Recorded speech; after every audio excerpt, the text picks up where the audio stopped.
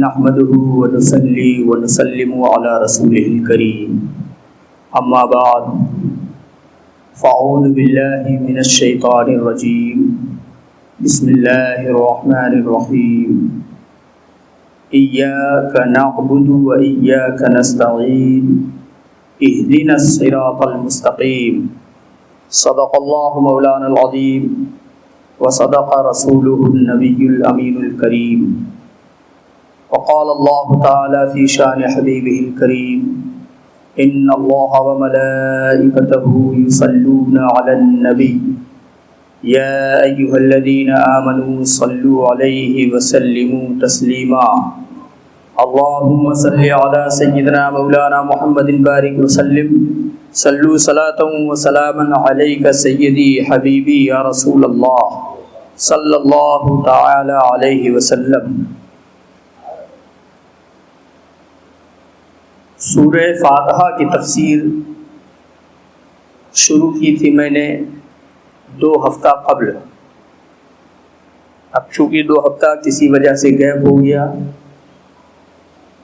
میں جب حاضر آیا تو جہاں سے میرا بیان چھوٹا تھا وہیں سے پھر شروع کرتا ہوں۔ اللہ تعالیٰ نے سورہ فاتحہ میں ارشاد فرمایا کہ بندو رب سے عبادت کا سلیقہ اور عبادت کی توفیق مانگا کرو۔ طریقہ میرے پروردگار نے دیا، کہو کہ ہم تجھی کو پوجیں اور تجھی سے مدد چاہیں۔ اب یہاں سے چونکہ اس سے پہلے اللہ تعالیٰ نے سورہ فاتحہ میں اپنے صفات کا ذکر کیا، اپنی ذات یعنی ذاتی نام اللہ ہے، لفظ اللہ کا بھی ذکر، رب کا بھی ذکر، تو ذاتی اور صفاتی نام ذکر فرمانے کے بعد اب اعتقادی مسئلہ بیان کیا جا رہا ہے، عملی مسئلہ بیان کیا جا رہا ہے، یعنی اعتقاد کے بعد عمل کا ذکر ہو رہا ہے۔ اعتقاد کو بیان کرنے کے بعد عمل کا ذکر کیا جا رہا ہے۔ کیا مطلب یہ ہوا کہ اعتقاد عمل پر مقدم ہے، یعنی پہلے بندے کا ایمان اچھا ہونا چاہیے، پھر عمل کی توفیق اپنے رب سے مانگے۔ پہلے ایمان اور عقیدہ درست رہے، اس کے بعد پھر عبادت کا ذکر کرے، پھر عبادت کرنا سیکھے، پھر عبادت کی توفیق مانگے، پھر عبادت کو مکمل کرنے کے لیے رب سے مدد مانگے وغیرہ ذالک۔ لیکن مفہوم یہ یاد رہے کہ سورہ فاتحہ ہی سے ہمیں یہ سبق ملا کہ عمل پر اعتقاد مقدم ہے، یعنی بلند ترین مرتبہ جو ہے، اولین مرتبہ جو ہے وہ اعتقاد کا ہے۔ پہلے ایمان اچھا ہو پھر عمل کی بات کی جائے، پہلے ایمان اچھا ہو پھر عمل کی بات کی جائے، مطلب یعنی اللہ رب العزت پر ایمان، اس کے پیارے حبیب پر ایمان، ملائکہ پر ایمان، اس کی مقدس کتاب اور تمام ترین آسمانی کتابوں پر ایمان، کل انبیاء و رسولان اعظام پر ایمان، قبر پر ایمان، حشر پر ایمان، نشر پر ایمان، احوال قبر پر ایمان، سوالات قبر پر ایمان وغیرہ ذالک۔ تمام چیزوں پر ایمان اور اعتقاد درست ہو جائے، جب بندے کا ایمان پختہ ہو جائے، یقین اور عقیدہ بہتر ہو جائے، تو وہ اپنے رب سے کہا کرے، اے میرے رب ہم تجھی کو پوجیں اور تجھی سے مدد مانگے، ہے نا۔ سورہ فاتحہ کی ترتیب بتا رہی ہمیں کہ پہلے ایمان ہونا چاہیے۔ تو جن کا ایمان کمزور ہو، متزلزل ہو، عقیدہ کمزور ہو، تو ان کے اعمال خواہ کتنے ہی اونچے ہوں، یا کتنے ہی کثیر تعداد سے وہ نماز پڑھتے ہوں، لیکن ایمان اچھا نہیں، تو گویا کہ سورہ فاتحہ کے اس سبق کے خلاف ورزی کی گئی ہے، اس ترتیب کے خلاف ورزی کی گئی ہے۔ یعنی اللہ نے اپنے اس سورت کے ذریعے ہمیں یہ بتایا کہ بندوں پہلے ایمان اور اعتقاد اچھا کرو، پھر عبادت کی بات کی جائے گی۔ تو اللہ نے فرمایا کہ ہم تجھی کو پوجیں، یعنی بندوں کہو کہ ہم تجھی کو پوجیں اور تجھی سے مدد چاہیں۔ اور عبادت کی مقبولیت چونکہ عقیدے کی صحت پر موقوف ہوا کرتی ہے، عبادت جو مکمل ہوتی ہے یا عبادت جو مقبول ہوتی ہے وہ عقیدے ہی کی بنیاد پر ہوتی ہے۔ عقیدہ بہتر ہوگا تو وہ عمل مقبول ہوگا، یعنی قبول کر لیا جائے گا۔ اس میں رد شرک بھی ہے، اور اللہ تعالیٰ کے سوا عبادت کے کسی کے لیے نہیں ہو سکتی۔ یعنی ایاک نعبد کہہ کر اللہ نے یہ فرمایا کہ یہ یقین دلاؤ اپنے آپ کو پہلے کہ ہم تیرے سوا کسی کی عبادت نہیں کرتے، نہ لائق عبادت سمجھتے ہیں، نہ عبادت کر رہے ہیں کسی کی، اور نہ لائق عبادت مستحق عبادت سمجھیں۔ یہ رد شرک ہے، مشرکین کا شرک بیان کیا گیا ہے۔ اس میں کیا مطلب؟ ہم تجھی کو پوجیں یعنی تیری ہی عبادت کریں، مطلب یہ ہے کہ نہ سورج میرا خدا ہے، نہ چاند میرا خدا ہے، نہ سمندر کی لہریں میرا خدا، نہ پتھر ہمارے معبود ہیں، نہ بت ہمارا خدا ہے۔ یعنی دنیا کی کوئی بھی چیز ہو، مستحکم ہو، مضبوط ہو، پختہ ہو، چاہے اونچا ہو، چاہے چمکدار ہو، چاہے روشنی رکھتا ہو، وہ کچھ بھی ہو، لہریں مارتا ہو، چھتھا مارتا سمندر کیوں نہ ہو، وہ کچھ بھی ہو، اپنے اندر کچھ بھی مضبوطی رکھتا ہو، لیکن وہ مستحق عبادت نہیں ہے، وہ ہمارا معبود نہیں ہے، وہ ہمارا خدا نہیں ہے۔ وہ کتنا بھی بلند ترین پہاڑ کیوں نہ ہو، کتنا ہی اونچا درخت کیوں نہ ہو، بہت بلندی پر چمکنے والا سورج کیوں نہ ہو، وہ ہمارا خدا نہیں ہو سکتا۔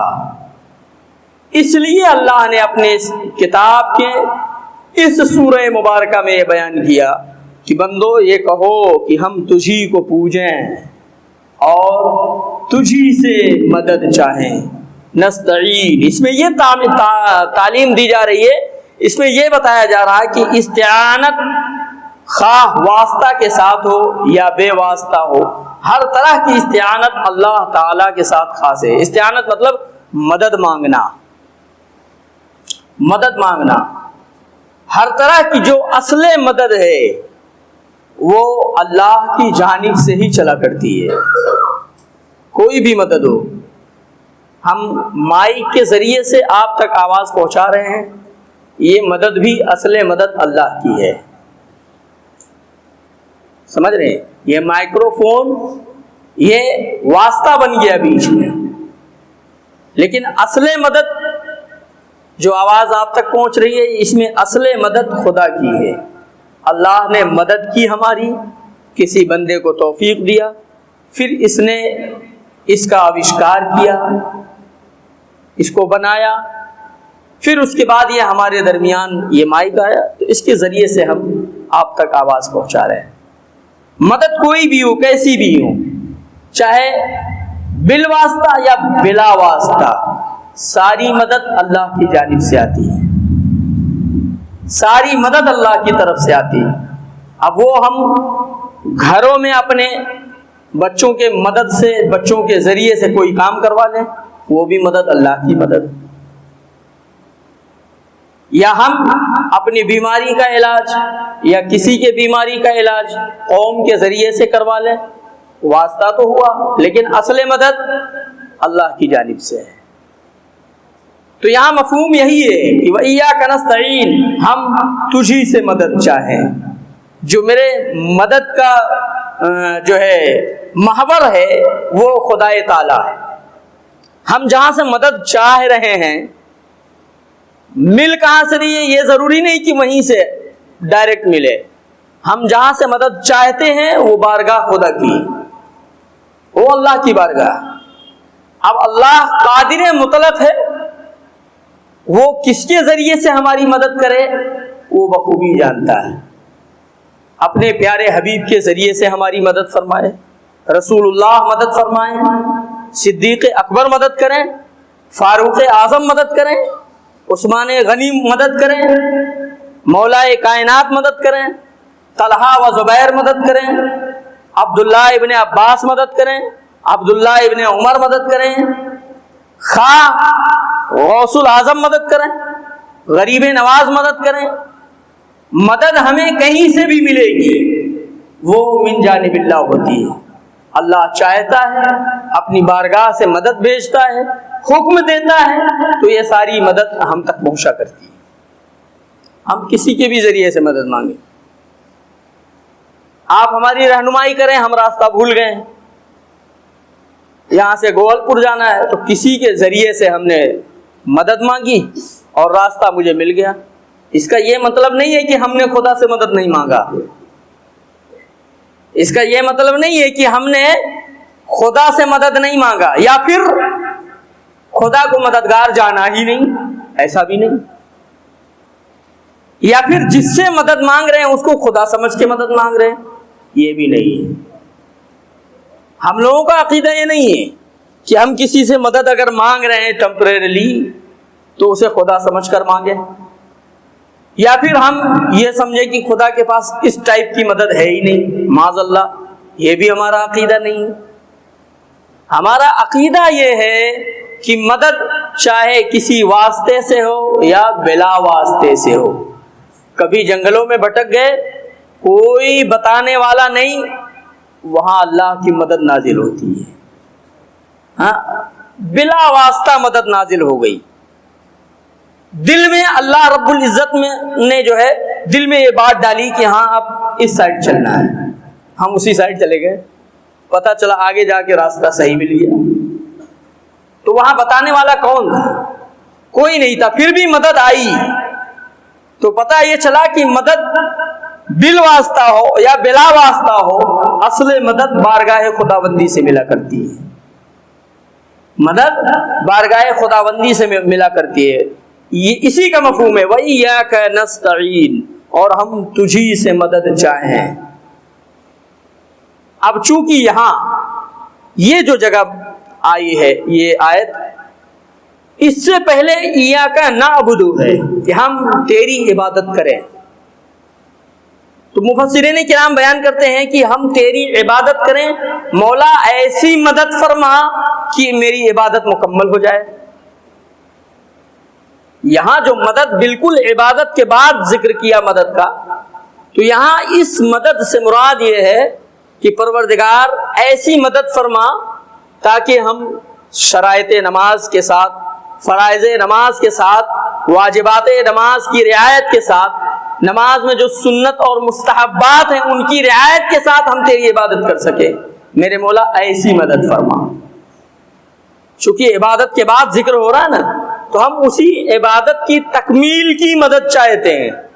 مولا میرے اندر ایسی کوئی استطاعت نہیں ہے کہ ہم تیری عبادت کر سکیں. کہاں تو پاک بے نیاز ہے، کہاں میں گندا پلید آدمی ہوں، گنہگار سیاہکار خطا کار ہوں، میں خطاؤں کا مجسمہ ہوں. پروردگار تیری بارگاہ اتنی بلند ہے، اے میرے رب میرے اندر کون سی جسارت ہے جو میں تیری عبادت کر سکوں. میرے مولا اپنی عبادت کرنے میں میری مدد فرما. یہ مفہوم ہے،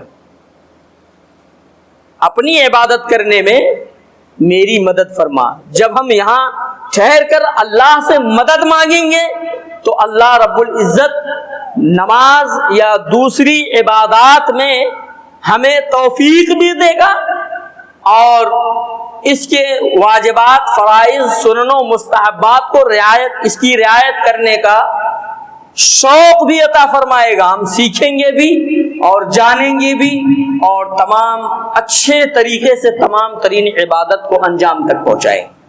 اس لیے ہم مدد مانگتے ہیں. وہی ایاک نعبد وَإِيَّاكَ نَسْتَعِينُ.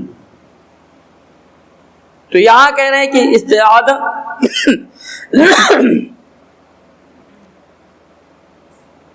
یہ بال واسطہ یا بلا واسطہ ہو، ہر طرح کی استعانت اللہ تعالیٰ کے ساتھ ہو خاص ہے. حقیقی مستعان یعنی حقیقی مددگار وہی ہے. باقی آلات یا خدام و احباب وغیرہ سب یہ عون الہی کے مظہر ہیں، اللہ کی مدد کے مظہر ہیں. اللہ جن سے چاہتا ہے مدد کرواتا ہے. ٹھیک، تو بندے کو چاہیے کہ اس پر نظر رکھے اور ہر چیز میں دستے قدرت کو کارکن دیکھے، یعنی ہر چیز میں اللہ کی مدد کا یقین رکھے. ہر چیز میں یہ جو مدد یہاں تک میرے پاس تک آئی ہے یہ بھیجی ہوئی اللہ کی ہے. یہ مدد جو ہم تک پہنچی ہے یہ اللہ کی مدد پہنچی ہے.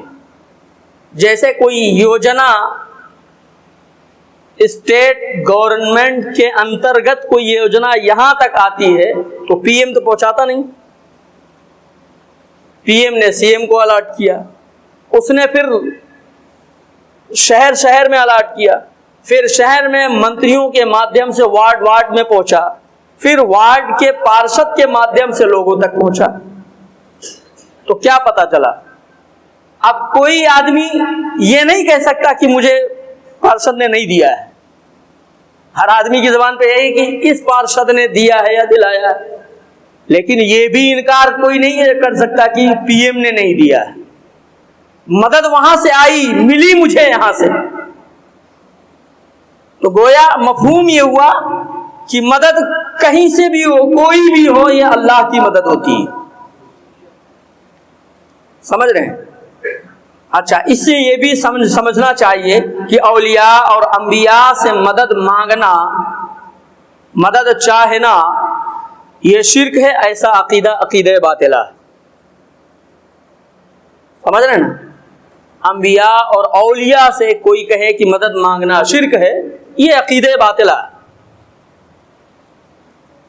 غلط عقیدہ ہے. ایسا عقیدہ نہیں بنانا چاہیے، چونکہ بالاتفاق ہم آپس میں بھی ایک دوسرے سے مدد مانگتے ہیں. حضرت ذوالقرنین نے جب آہنی دیوار کھینچی تو کھینچتے وقت کیا کہا تھا؟ فَأَعِنُونِي أَجْعَلْ بَيْنَكُمْ وَبَيْنَهُمْ رَدْمًا. اے لوگوں، اے قوم کے لوگوں، دیکھیے وہاں قوم کے لوگوں سے مدد مانگ، اپنے سے کمزوروں سے مدد مانگی جا رہی ہے. ذوالقرنین ایک بادشاہ کا نام، مضبوط اور مستحکم پختہ ارادے والے شخص کا نام ہے. لیکن اس کے باوجود بھی جب آہنی دیوار کھینچنا ہوا تو اپنے سے کمزوروں سے کہہ رہے ہیں کہ فَأَعِنُونِي، میری مدد کرو. اے قوم کے لوگوں، مل کر میری مدد کرو. فَاجْعَلْ بَيْنَكُمْ وَبَيْنَهُمْ، تاکہ میں اٹھا دوں، بنا دوں تمہارے اور ان کے درمیان ایک آہنی دیوار، لوہے کی دیوار، جہاں آج یاجوج ماجوج قید ہے. سمجھ رہے ہیں؟ تو وہاں مدد مانگی گئی نا. وہاں بھی ان کو یہ کہنا تھا اے اللہ تو مدد کر تاکہ میں دیوار بنا دوں. اے اللہ تو مدد کر، اور یہ کہنا غلط بھی نہیں تھا، کہہ سکتے تھے اے اللہ تو مدد کر تاکہ میں اپنے اور ان کے درمیان ایک دیوار بنا دوں، کہہ سکتے تھے ایسا، لیکن نہیں کہا. اپنے قوم کے لوگوں سے کہا. کیا کہا؟ اے لوگوں میری مدد کرو تاکہ میں تمہارے اور ان کے درمیان ایک لوہے کی دیوار کھینچ لوں. دیکھیے غیر اللہ سے مدد مانگی گئی کہ نہیں؟ تو جب ایک قوم کا بادشاہ ہو کر رعایا سے مدد مانگے تو ہم رعایا ہو کر بادشاہ ہند سے مدد کیوں نہ مانگے؟ ہم رعایا ہو کر جب وہ بادشاہ ہو کر کمزور سے مدد مانگے تو ہم لاچار اور مجبور ہو کر اپنے آقاؤں سے مدد کیوں نہ مانگے؟ سمجھ رہے ہیں؟ تو جب وہاں مانگنا جائز ہوا اور اس کا ذکر قرآن میں ہوا تو یہاں مدد مانگنا بدرجے اولا جائز ہو جائے. تو یہ مدد مانگنا، اب جو لوگ کہیں یہ عقیدہ بنائیں کہ غیر اللہ سے مانگنا، مدد چاہنا یہ شرک ہے، ایسا عقیدہ باطل عقیدہ ہے۔ تو ایاک نعبد و ایاک نستعین سے ہمیں یہ سبق مل رہا ہے۔ اچھا، یہ عقیدہ باطل ہے کیونکہ مقربان حق کی امداد یہ اصل میں امداد الہی ہوتی ہے۔ انہوں نے لکھا ہے کہ جو اللہ کے مقرب بندے ہوتے ہیں ان کی مدد اصل میں اللہ کی مدد ہوتی ہے۔ کیوں؟ اس لیے کہ ان کی رضا میں اللہ کی رضا ہوتی ہے، ان کی خوشنودی میں اللہ کی خوشنودی ہوتی ہے، اور ان کی ناراضگی میں خدا ناراض ہوتا ہے۔ آپ نے وہ حدیث سنی ہوگی کہ یہ بندے وہ بندے ہوتے ہیں جو عبادت کرتے کرتے کرتے کرتے مجھ سے اتنے قریب ہو جاتے ہیں کہ جب یہ پکڑتے ہیں تو پکڑنا ہاتھ ان کا ہوتا، پکڑنا خدا کا ہوتا، آنکھیں ان کی ہوتی ہیں، دیکھنا خدا کا ہوتا ہے، زبان ان کی ہوتی ہے، بولنا خدا کا ہوتا ہے۔ تو جب یہ اتنے قریب ہو گئے تو گویا مدد یہ کرتے ہیں لیکن مدد ہوتی خدا کی ہے، کرتے مدد یہ ہے، آتی خدا کی بارگاہ سے۔ سمجھ رہے ہیں؟ یہ ہے مقربان بارگاہ الہی۔ تو ان کی امداد اصل میں امداد الہی ہوا کرتی ہے، تو استعانت بالنظیر نہیں۔ اچھا، اگر اس آیت کے وہ معنی ہوتے جو باطل عقیدہ والوں نے سمجھ رکھے ہیں تو قرآن پاک میں دیکھیے یہ آیت یہاں ذکر بھی ہے جو ہم نے پہلے ہی بیان کر دیا، تو ایسی آیت نہ آتی، یا پھر استعینوا بالصبر والصلاۃ والی آیت نہ آتی۔ اللہ نے نماز سے بھی مدد مانگنے سے کہا کہ نماز اور صبر سے مدد چاہو، ہے نا، وہ بھی غیر اللہ ہے وغیرہ۔ ایسے بہت سی آیتیں ہیں، کئی آیتیں ہو جائیں گی۔ بہرحال تو مسئلہ اس سے یہ اخذ کیا گیا کہ مدد کوئی بھی ہو، چاہے بالواسطہ یا بلا واسطہ، اصل مدد اللہ کی مدد ہے۔ پھر آگے اللہ تبارک و تعالیٰ نے ارشاد فرمایا اہدنا الصراط المستقیم، کیا ہم کو سیدھا راستہ چلا، ہم کو سیدھا راستہ چلا۔ ترتیب دیکھیے، آپ ترتیب دیکھیے، پہلے اللہ نے اپنے صفاتی ذاتی اور صفاتی نام گنائے، نام کا ذکر کیا۔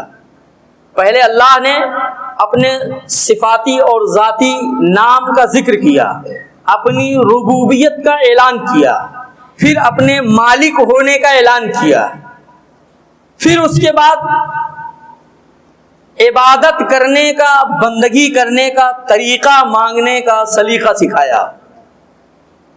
پھر کیا کہا اللہ نے؟ مدد مانگنے کا سلیقہ بتایا۔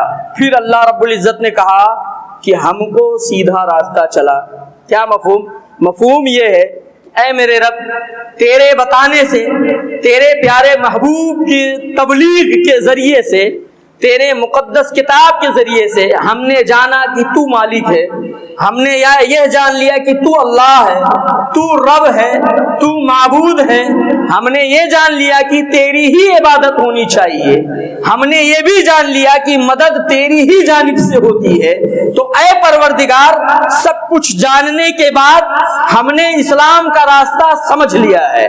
پروردگار، ہم نے مذہب کا طریقہ جان لیا ہے، اسلام کا جو سٹیک راستہ ہے وہ ہم نے جان لیا ہے۔ اے پروردگار، اب چلنے کی قوت عطا فرما، اب چلنے کی استعداد دے دے، چلنے کی توفیق عطا فرما۔ ایسا نہیں کہ ہم نے ابھی تک دیکھا ہی نہیں، ایسا ہو ہی نہیں سکتا کہ ہم نے ابھی تک دیکھا ہی نہیں۔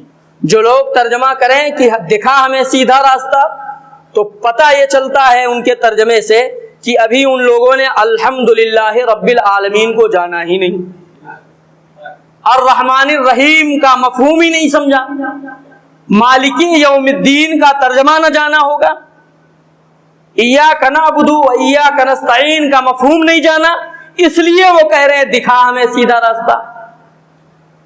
ہم نے پڑھ لیا, ہم نے جان لیا کہ تو ہی معبود برحق ہے, تو ہی مالک حقیقی ہے, تو ہی کائنات کا پروردگار ہے, تیری ہی عبادت ہونی چاہیے اور تیری ہی بارگاہ سے مدد آتی ہے. سب کچھ جاننے کے بعد اے میرے رب اب اس سیدھے راستے پہ ہمیں چلا, ہم نے دیکھ لیا ہے اب تو چلا. اور جو لوگ کہیں کہ دکھا, تو گویا وہ ابھی پہلی آیات کو پڑھے نہیں, ان کے عقیدے اچھے نہیں ہیں, جن کے ترجمے ایسے ہوں گے کہ دکھا ہمیں سیدھا راستہ. بھئی کیوں دکھا؟ ہم نے دیکھ لیا, اللہ تیرے فضل سے, تیرے محبوب کی عطا سے, تیرے محبوبوں کی دین ہے, ہم نے دیکھ لیا, جان لیا, سمجھ لیا, ہم راستے پر ہیں. اب میرے مولا تیرے مدد کی ضرورت ہے, تو چلا دے ہمیں. اہدنا الصراط المستقیم, چلا ہمیں سیدھا راستہ. یعنی معرفت ذات و صفات کے بعد عبادت, اس کے بعد دعا کی تعلیم فرمائی. پھر اس سے یہ مسئلہ اخذ ہوا کہ بندے کو عبادت کے بعد مشغول دعا ہونا چاہیے. اہدنا, اہدنا کیا؟ یہ دعا ہے نا, اے اللہ سیدھا راستہ چلا. دیکھیے ہر وہ آیات جس میں اللہ سے بندے کی طلب نظر آئے وہ دعا ہے. جس میں ہر وہ آیت جس میں اللہ سے بندے کی طلب نظر آئے وہ دعا ہے. جیسے ربنا لا تزغ قلوبنا, اے ہمارے رب ہمارے دل میں کجی نہ پیدا کر, ٹیڑھا پن نہ فرما. بعد ہدایتنا, ہدایت دے دینے کے بعد. کیا مطلب؟ اللہ سے بندہ مانگ رہا ہے. جیسے ربنا ظلمنا انفسنا, اے ہمارے رب ہم نے اپنی ذات پر, اپنے نفس پر ظلم کیا. وَإِن لَّمْ تَغْفِرْ لَنَا, اگر تو ہم پر رحم نہ کرے گا. گویا ایک بندہ مانگ رہا ہے نا, اگر تو ہم پر رحم نہ کرے گا تو لَنَكُونَنَّ مِنَ الْخَاسِرِينَ, ہم خسارہ اٹھانے والوں میں سے ہو جائیں گے. تو جہاں جہاں بندے کی طلب خدا سے ملے وہ سب کی سب آیتیں دعا ہیں. اس میں بھی کیا ہے؟ ربنا آتنا فی الدنیا, اے ہمارے رب عطا کر دے دنیا میں بھی آخرت میں بھی حسنہ, کیا؟ بھلائی. اے ہمارے رب ہمیں دنیا میں بھلائی عطا کر اور آخرت میں بھی بھلائی عطا فرما, اور جہنم کے نار سے, جہنم کے آگ سے, جہنم کے عذاب سے ہمیں بچا لے. یہ سب کیا ہے؟ طلب ہے. تو یہاں بھی وہی اہدنا, اے ہمارے رب ہمیں چلا, تو دعا ہے. اب دیکھیں کیا طریقہ ہے. ایک مسئلہ اور نکلا آج. کیا مسئلہ نکلا؟ یعنی اللہ سے مانگنے کے لیے پہلے اس کا نام لو, اس کے نام کا ذکر کرو, اس کی عبادت کرو, اس کی بندگی کرو, اس سے مدد مانگو, پھر دعا کرو, پھر دعا کرو. کیا مطلب؟ مطلب یہ ہے کہ عبادت کے بعد دعا کرنا, عبادت کے بعد دعا کرنا یہ مقبولیت کی نشانی ہے. اگر دعا قبول ہو جائے ایسا چاہتے ہو تو پہلے عبادت کیا کرو, پھر دعائیں مانگا کرو.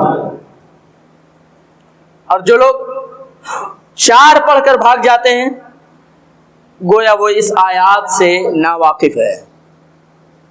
جو سلام پھیر کر بھاگ جائیں گویا وہ اس آیات کی اہمیت سے ناواقفیت رکھتے ہیں. ان کو چاہیے کہ جب عبادت کریں, جب ذکر و اذکار میں مشغول ہوں تو اس کے بعد دعا بھی کر لیں. یہ طریقہ ہمیں سورہ فاتحہ سے مل رہا ہے. سورہ فاتحہ سے اہدنا الصراط المستقیم, اے اللہ ہمیں سیدھا راستہ, صراط الذین انعمت علیہم, سیدھا راستہ چلا. پھر ایکسپلین کیا جا رہا ہے, ڈیٹیل دی جا رہی ہے. بندے تو کون سا سیدھا راستہ مانگتا ہے, کون سا سیدھا راستہ مانگتا ہے؟ تو بندے نے کہا انعم الذی انعمت علیہ، وہ سیدھا راستہ جس راستے پر تیرے انعام کی بارش ہوئی ہو، وہ سیدھا راستہ جس راستے پر غوث و خواجہ رضا جیسی لائٹیں جل رہی ہیں، تاکہ اندھیرے میں ہم گمراہ نہ ہو جائیں۔ ہمیں وہ سیدھا راستہ چاہیے جن راستوں پر تیرے رحمت و انوار برسے ہوں، تیرے کرم کی بارش کی گئی ہو، جن راستوں پر تیری عنایات ہوں، جن راستوں پر تیری نوازشات ہوں، جن راستوں پر تیری عطائیں ہوں مولا، ہمیں ان راستوں پر چلا، ان راستوں پر چلا۔ تو انعامات کس پر ہوئے؟ فرعون پر، نمرود پر، شداد پر، حامان پر، ابو جہل، عتبہ شیبہ، کس پر؟ تو جب ہم شروع سے دیکھیں تو انعامات کی بارش میرے آقا صلی اللہ علیہ وسلم پر، احسانات کی بارش میرے آقا کائنات پر ہوئے، حضرت آدم پر، حضرت نوح پر، زکریا و یحییٰ پر، عیسیٰ و موسیٰ پر، ابراہیم و اسماعیل پر، یعقوب و یوسف پر، بعدہ میرے پیارے آقا کے جانثاروں پر، حضور کے مقدس صحابہ پر، حضور کی اولادوں پر، سادات کرام پر، اولیاء کرام پر، تابعین پر، ادھر دیکھتے جائیے کتنی نعمتیں برسی ہوئی، سبحان اللہ، کتنی نعمتیں برسی ہوئی۔ اسی لیے تو ہم بزرگوں کی چوکھٹوں پر ڈلے رہتے ہیں، ہم جانتے ہیں کہ اللہ کے انعام یہی برسے ہیں، میرے رب نے اپنے کرم یہی فرمائے ہیں، اس لیے ہم ان کی چوکھٹوں سے لگے رہتے ہیں۔ ہم وہی والا راستہ تو مانگتے ہی ہیں، وارث پاک جیسا راستہ ہمیں دے دے، مدار پاک جیسا راستہ ہمیں عطا فرما، مخدوم سمنا والا راستہ عطا فرما، اعلی حضرت والا راستہ عطا کر دے، تاج شریعت کا راستہ عطا فرما، وغیرہ ذالک، یعنی اپنے ان نیک اور محسنین بندوں کا راستہ عطا کر دے جن کے راستوں پر تیرے انعامات کی بارش ہوئی ہے، انعمت علیہم۔ بلفظ قرآن یعنی قرآن عظیم میں جو الفاظ بیان کیا گیا ہے، انعم اللہ علیہم من النبیین والصدیقین والشہداء والصالحین، بلفظ دیگر یہی ہے کہ اے میرے مولا، انعام یافتہ لوگ وہ لوگ ہیں، اللہ ہی نے تو بتایا ہے انعام یافتہ لوگ کون ہیں، تو اللہ نے کہا کہ انعام یافتہ لوگ انبیاء ہیں، صدیقین ہیں، شہداء ہیں، صالحین ہیں۔ چار الفاظ میں حضور پاک صلی اللہ علیہ وسلم کے نور نبوت سے لے کر آدم سے لے کر قیامت تک جتنے نیک بندے ہیں، یہ چار الفاظ میں سب شامل ہو گئے ہیں۔ ان چار الفاظ میں سب شامل ہو گئے ہیں۔ اے میرے رب، انہی نیکوں کا راستہ عطا فرما۔ پھر کیا کہا اللہ نے؟ غیر المغضوب علیہم ولا الضالین، نہ ان کا جن پر غضب ہوا اور نہ بہکے ہوئوں کا، نہ ان کا جن پر غضب ہوا، یعنی فرعون اور فرعونیوں پر غضب نازل ہوا، بنی اسرائیل کے نافرمانوں پر عذاب نازل ہوا، قوم سمود، قوم عاد پر اللہ کا عذاب نازل ہوا، پچھلی قوموں پر جب نافرمانیاں عروج پر ہوئی تو اللہ نے اپنا عذاب نازل فرمایا۔ تو اللہ نے کہا کہ بندوں، ایسے لوگوں سے پناہ مانگو، وہ لوگ چاہے بنی اسرائیل کے ہوں اور وہ لوگ چاہے کفار مکہ کے لوگ ہوں، وہ لوگ چاہے کفار مکہ کے ماننے والے کیوں نہ ہوں، قیامت تک اگر ایسے لوگ آتے رہیں تو ان سے بیزاری کا اظہار کرتے رہو، ان سے اللہ کی پناہ مانگتے رہو۔ اسی لیے ہم لوگ کہتے ہیں میرے مولا باطل فرقوں سے بچا، فلاں عقیدے والوں سے محفوظ کر، فلاں بدعقیدے سے ہماری حفاظت فرما۔ جب ہم ایسی دعائیں مانگتے ہیں تو لوگوں کو تکلیف ہوتی ہے، ایسے کھلے کھلے الفاظ میں دعائیں کیوں؟ تو اللہ نے تو یہاں یہی فرمایا ہے غیر المغضوب علیہم ولا الضالین، نہ ان کا جن پر غضب ہوا ہے اور نہ بہکے ہوئوں کا۔ جو لوگ بہک گئے ہیں ان سے ہمارا کیا واسطہ ہے؟ ہم کیوں ان کا راستہ مانگے؟ جو لوگ بھٹک گئے ہیں ان سے ہمارا کیا تعلق؟ ہم کیوں ان کا راستہ اختیار کریں؟ لہذا ہم تو انعام یافتہ لوگوں کا راستہ مانگتے ہیں، سمجھ رہے ہیں؟